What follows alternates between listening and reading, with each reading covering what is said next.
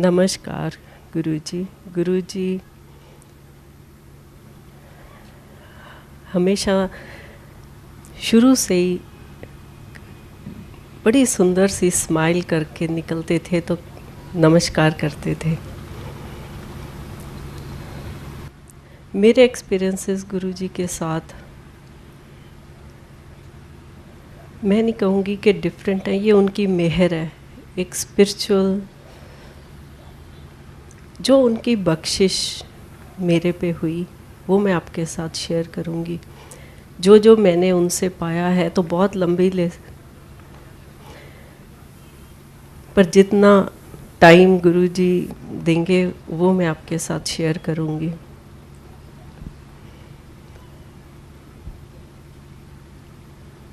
पहले दिन जब गुरुजी के पास हम गए, मैं अपने पेरेंट्स के साथ गई, मामा पापा के साथ। वो लुधियाना में थे, मैं गोविंदगढ़ में थी। और हमें उस टाइम पता नहीं था कि गुरुजी कौन है। हर कोई प्रॉब्लम लेके आता है उस टाइम, हम भी। ये 23 इयर्स ओल्ड बात है। और मेरे को उससे पहले की ज़िंदगी याद ही नहीं कि गुरुजी के बिना ज़िंदगी कैसी थी। हर पल हर क्षण गुरुजी के हिसाब से ही निकलता है और गुरुजी हमारी ज़िंदगी चलाते, और आज भी गुरुजी हमारी ज़िंदगी चला रहे हैं।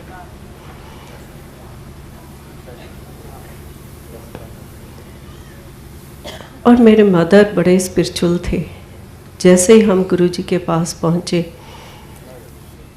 और गुरुजी से थोड़ी सी बात हुई तो उन्होंने अगले दिन आने को कहा, तो मेरे मदर निकल के कहते कि इनको ऐसे ही मामूली ना समझना, ये बहुत ऊंची चीज़ है। और ऐसे ही जब जब गुरुजी बुलाते गए हम जाते गए। एक दिन, और उस टाइम रश नहीं होता था, बहुत थोड़ी संगत होती थी, और गुरुजी 11 बजे तक सब संगत को भेज के, और जिस दिन हम होते थे तो हमें रुकवा लेते थे। और मेरे फादर को कहा कि गाड़ी लगाओ। गुरुजी बैठ गए और मेरे मदर कहते मैं तो सिख हूँ। और उनके एक बाबा जी थे, संत थे, जो मेरे मदर उनको मानते थे, और वो मेरे मदर को बेटी कहते थे। कहते संगत मेरी सारी दुनिया, तू मेरी बेटी है, और घर बैठ के पाठ करना, तेरे को रब इत्थे ही मिलूगा। और जब गुरुजी के पास आए, उस दिन गाड़ी में बैठे, तो मेरे मदर के मन में आया कि मैं तो सिख हूँ, गुरु ग्रंथ साहब को मानती हूँ, और गुरुजी तो हिंदू हैं। और उन्होंने प्रेयर की कि मेरे को रास्ता दिखाओ। और जैसे ही गाड़ी में जा रहे हैं तो गुरुजी आगे बैठे हैं, वो सीट गायब हो जाती है, वहाँ उसकी जगह एक मंदिर और जोत आ जाती है। और मेरे मदर कहने लगे सारी दुनिया बेशक कुछ कहे, इनको कभी ना गलत समझना, ये तो खुद भगवान है।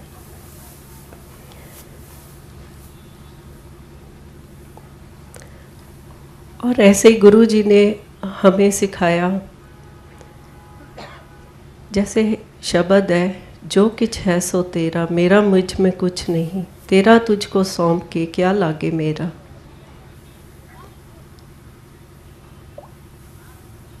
मेरे को तो प्रेयर्स के वर्ड्स भी गुरुजी ने सिखाए। मैं क्या क्या आपके साथ शेयर करूं। एक अनजान राह पे चल रहे थे, और जब गुरुजी के पास आए तो ज़िंदगी ही बदल गई। और जब गुरुजी ने एक एक चीज़ हमें खुद एक्सपीरियंस करवाई। अर्ली मॉर्निंग गुरुजी ड्रीम में आते हैं, और मैंने उठ के टाइम भी देखा। तो जैसे ही गुरुजी के पास पहुँचे तो गुरुजी कहने लगे, इन्ने बज के इन्ने मिनट ते मैं तेरा कल्याण करके आया। मतलब गुरुजी का ड्रीम में आना ड्रीम नहीं, वो खुद दर्शन देते हैं। और हमारा वहाँ से 1.5 घंटे का रास्ता है। और जैसे कभी गुरुजी ने बोलना हफ्ते बाद आना, और हफ्ते जैसे मैं अपनी ड्राइवे पे वॉक करते करते गुरुजी के साथ बातें कर रही हूँ, और एक हफ्ते की बातें गुरुजी ने एक दिन में वहाँ से, जैसे वहाँ उस टाइम गुरुजी अपने आसन पे नहीं बैठे रहते थे, चलते फिरते, कभी किसी अपने रूम में, और एक ट्रीटमेंट रूम था कभी उसमें, और निकलते स्माइल करके मेरी एक बात का जवाब दे देते, और शाम तक मेरी सारी बातों के जवाब मेरे को बिना कहे मिल जाते। उसका मतलब ये हुआ कि गुरुजी के पास आके बोलने की कोई ज़रूरत नहीं, वो तो बिन बोले ही सब कुछ जानदा।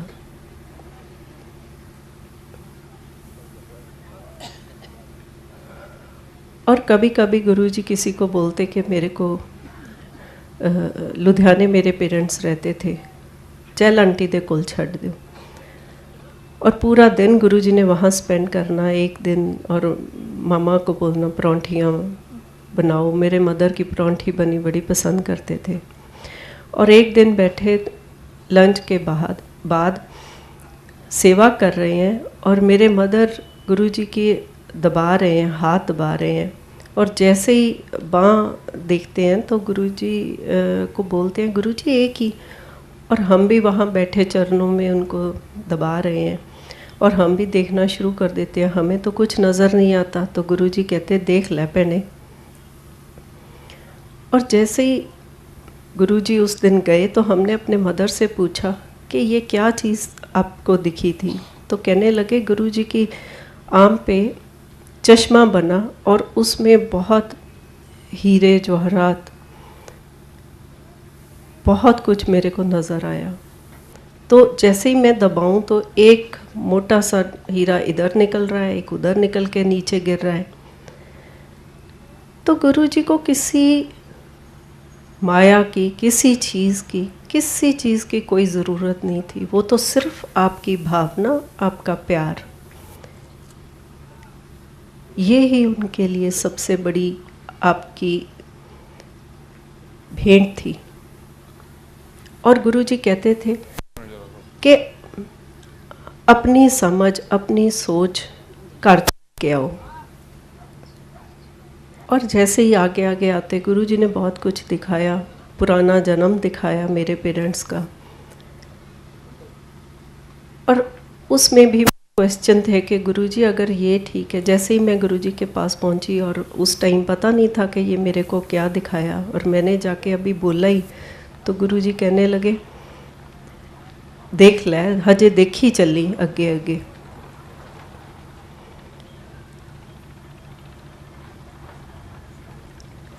गुरुजी के साथ जयपुर जाने का मौका मिला, वहाँ पे भी बहुत एक्सपीरियंस देखे, और उस टाइम हमें गुरुजी का पता, हम तो एज अ फ्रेंड, गुरुजी ने लिबर्टीज़ बहुत ज़्यादा दी, बहुत पास रखा, और बहुत कुछ सिखाया ज़िंदगी में।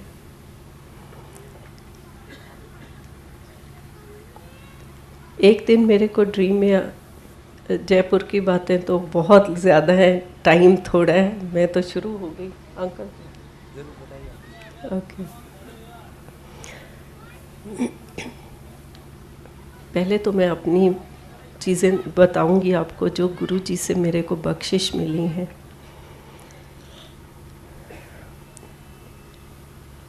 एक दफ़ा गुरुजी को मैं मतलब दबा रही थी, आपको जैसे मैंने बताया कि गुरु जी ने प्रेयर्स के वर्ड भी मेरे को सिखाए, मेरे को नहीं पता था, मैं तो ब्लैंक होके वहाँ जाती, और जो मेरे मन में आता जाता, मेरे मुंह मतलब अपने अंदर ही वो चीज़ चलती जाती। जैसे जैसे मैं दबा रही हूँ मेरे अंदर से निकलना शुरू हो गया, गुरुजी मेरे पाप माफ़ कर दो, गुरुजी मेरे पाप माफ़ कर दो। और जब मैंने रियलाइज़ भी नहीं किया, एक दिन मेरे को रियलाइज़ हुआ कि ये मेरे अंदर से निकल रहा है, सोच के नहीं बोला।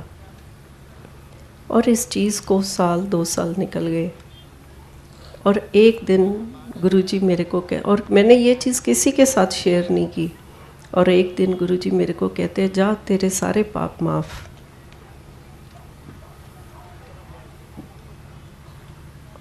और अंदर से जो कनेक्शन, वो भी आपके हाथ में नहीं, मैं तो ये कहूँगी कि सब कुछ देने वाले गुरु हैं। आपकी श्रद्धा, आपका जो भी चीज़ जैसे आप कह लो मैं तो कुछ है ही नहीं, मैं तो गुरु है। और एक दिन मेरे को ड्रीम आता है कि मैं बैठी हुई हूँ, गुरुजी आते हैं और अपने चरण मेरी गोद में रख के, और गुरुजी पीछे हो जाते हैं और मैं बड़े हैरान होती हूँ कि गोद में मेरी में भी चरण है और मेरे को ब्लड भी नज़र आता है। और जब मैं गुरुजी के चरणों की तरफ देखती हूँ तो वहाँ भी बिल्कुल इतने सुंदर चमक चरण है। और जैसे ही अगले दिन मैं जाती हूँ, मैं कहती हूँ गुरुजी, और फिर नहीं मेरे को बोलने देते, मेरे को कहते तेरा कल्याण हो गया। और चंडीगढ़ में गुरुजी कुछ महीने रहे मेरे ब्रदर इन लॉ के घर में 33 सेक्टर में, और वहाँ पे एक चरणों की, गुरुजी के चरणों की पिक्चर लगी हुई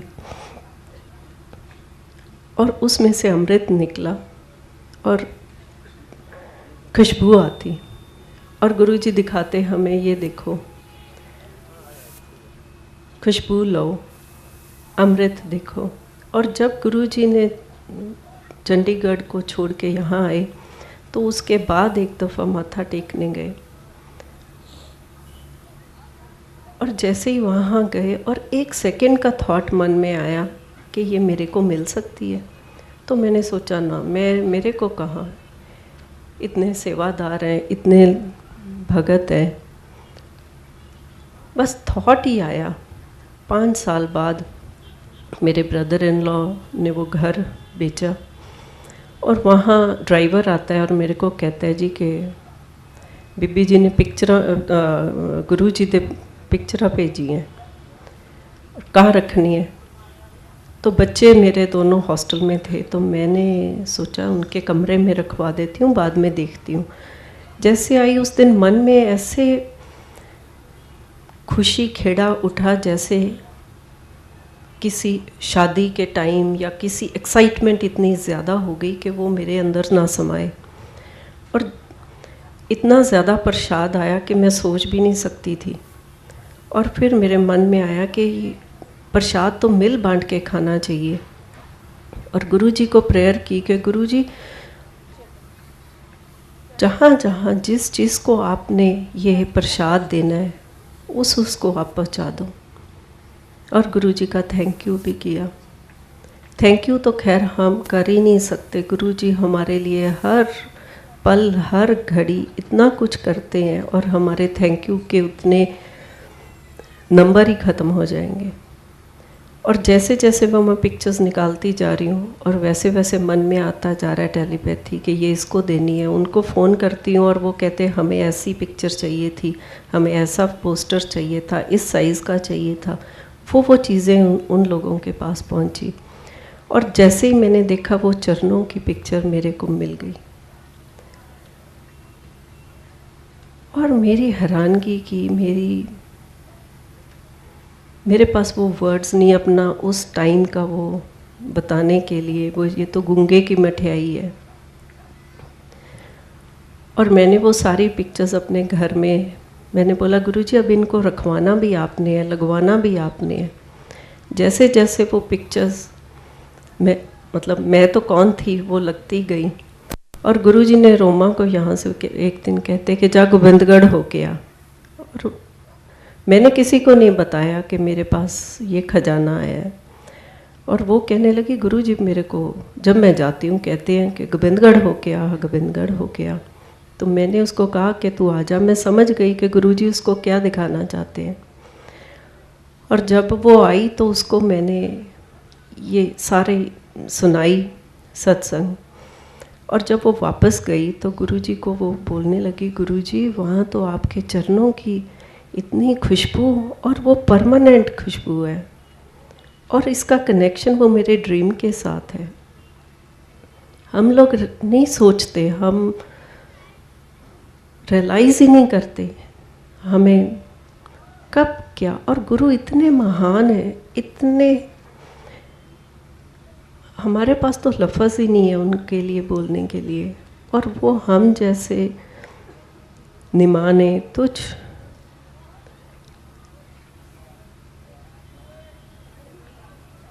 क्या कहूँ अपने लिए। तो मैं तो कहती हूँ हम तो वो पिग हैं जो चिक्कड़ में जाते हैं और फिर आते हैं, गुरुजी हमें साफ सुथरा करके बिठाते हैं, हम फिर चिक्कड़ में चले जाते हैं।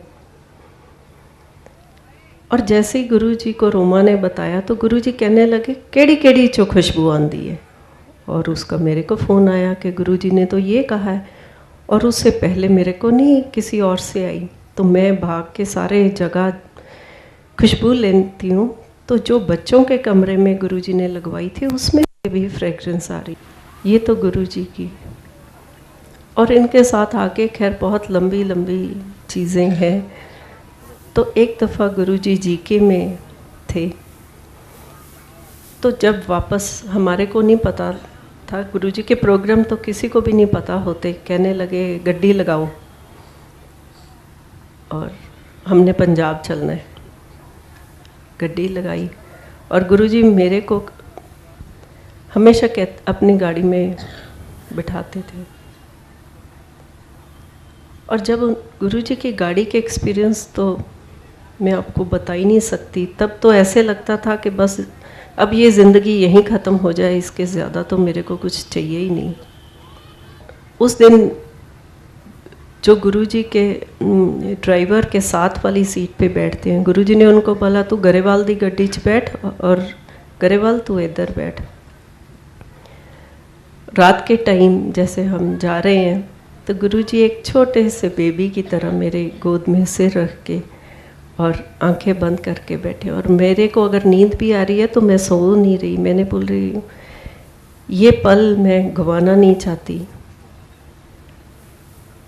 और जैसे ही मैं गुरुजी को प्रेयर करते करते मेरे को लग रहा है मैं इस ज़मीन पे, इस धरती पे नहीं हूँ, मैं तो अर्शों पे हूँ। और जैसे ही मैं प्रेयर कर रही हूँ तो लेटे लेटे सोए सोए गुरुजी मेरे को कहते बाहर देख। मैं बाहर देखने लग गई। कहते हो लाइट नहीं दिख रही तेनों? और मैं देखूँ, मैंने सोचा शायद दूर कहीं कोई लाइट है। और जैसे ही मैंने थोड़ा ऊपर होके देखा तो गुरुजी ने मेरे को लाइट के दर्शन करवाए। और मैंने देखा ये लाइट कहाँ से आ रही है। वो लाइट गुरुजी की गाड़ी का जो फ्लैग होता था और ज़ज़ की आवाज़ आ रही थी और उस फ्लैग में से वो लाइट निकल रही थी। और जैसे ही मेरे को लगा कि मैं गरेवाल को भी बोलूं कि आप भी देखो, और ये इनको नींद आ गई। और मेरे ध्यान में अगर मैं हिलती हूँ आगे इशारा करने के लिए तो गुरुजी डिस्टर्ब होते हैं जो मेरी गोद में है। और मैं ऐसे ही हूँ तो गुरुजी मैनू कहते रहन दे, उन्होंने नहीं दिखनी। और मैं उसके काफ़ी देर तक वो लाइट के दर्शन करवाए मेरे को गुरुजी ने। और कुछ देर बाद वो लाइट चली गई। और जैसे ही मैं ऊपर होके देखने की कोशिश कर रही हूँ तो वैसे ही लेटे लेटे गुरुजी मैनू कहते गई हुण हो।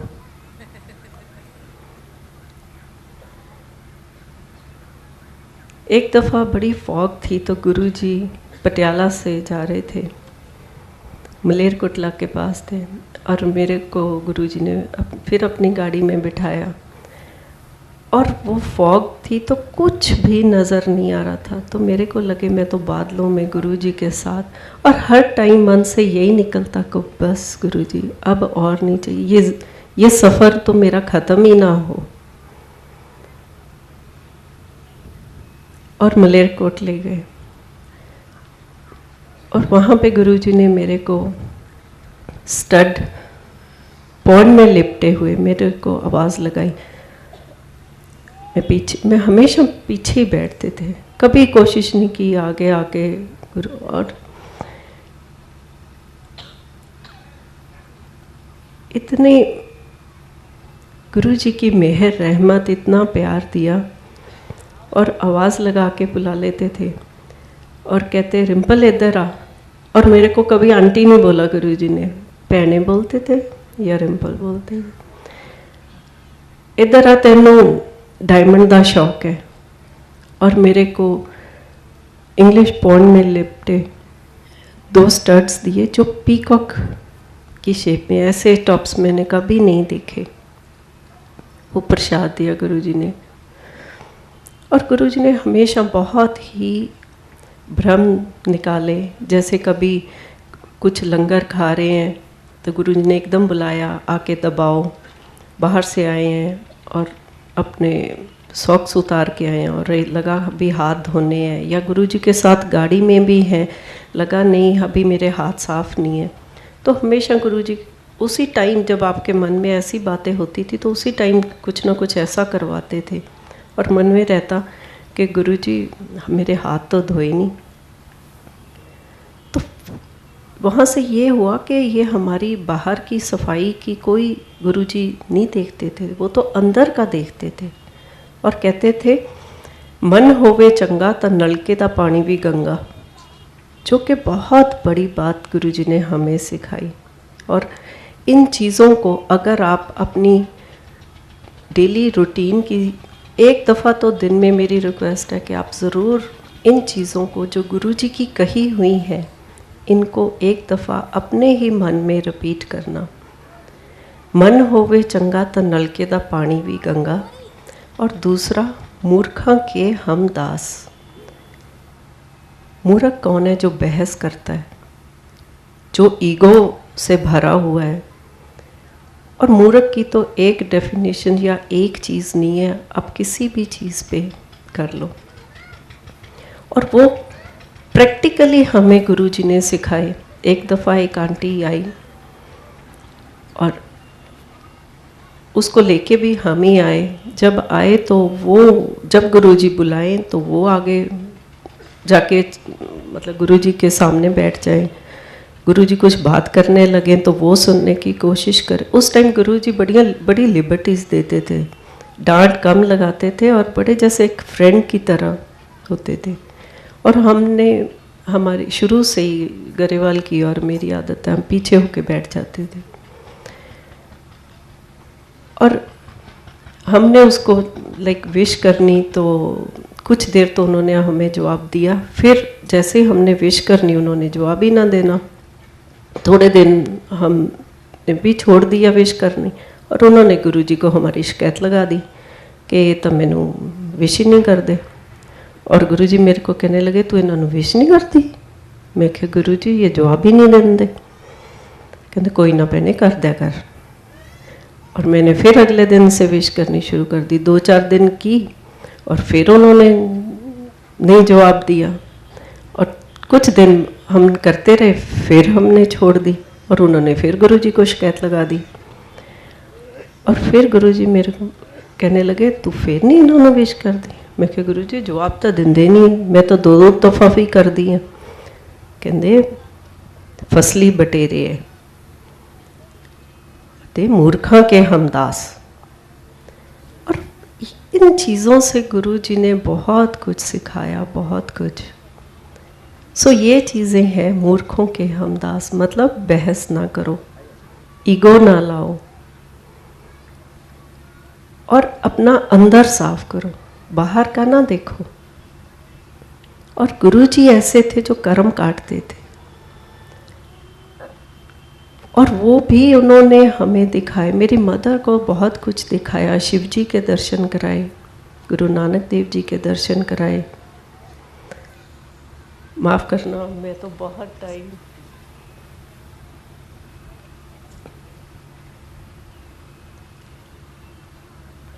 फर्स्ट टाइम जब गोविंदगढ़ गुरु जी आए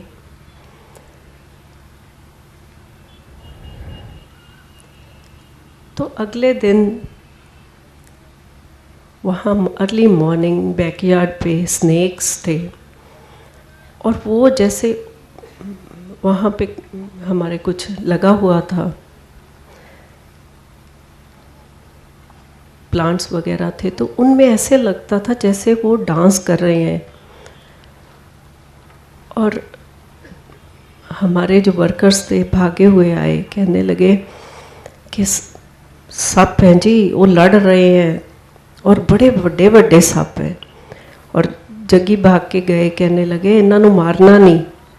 और उसी दिन हम गुरुजी का थैंक यू करने जलंधर गए। और जाके जैसे ही हमने बोला गुरुजी बड़े स्नेक है, कहते शिव जी आके गए सी, सप्पा ने तो आना ही सी।